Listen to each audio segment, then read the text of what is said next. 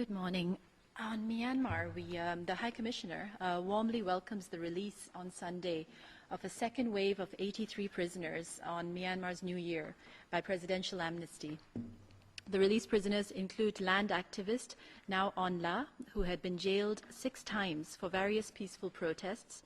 It includes human rights defender Ne Myo Zin, community campaigner Tin Chow, 5 journalists from the Unity newspaper who were sentenced to 7 years in prison in 2014 after the publication of an article, 4 labor activists convicted for supporting garment workers on strike, and Tin Lin U, who was sentenced in 2015 to 2 years in prison with hard labor for insulting religion after he delivered a speech criticizing the misuse of religion to incite religious hatred. This follows the release of 199 political prisoners on the 8th of April who had charges dropped against them or were pardoned.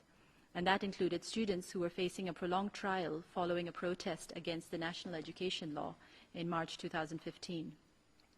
The government has announced that these releases were part of its commitment to promote national reconciliation.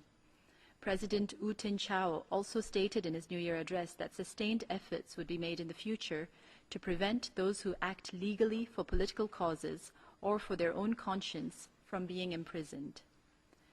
The continued release of political prisoners and the commitment to take preventive measures are important steps in the right direction.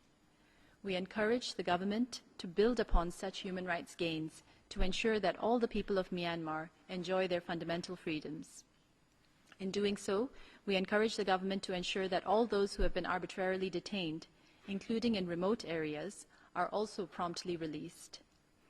Among those who remain behind bars are interfaith activists Tin Phu Lat and Zozo Lat, who were sentenced in February this year to 2-year prison sentences with hard labor under the Immigration Act of 1947. And there's also Yu Gambira, also known as Nini Luin, a prominent figure in the 2007 Saffron Revolution, who is currently on trial under the same legislation. Our office stands ready to provide its expertise in support of efforts by the government and parliament to reform the remaining laws that do not conform with international standards and that have been used in the past to jail peaceful critics, and to take further strides in promoting and protecting human rights in Myanmar.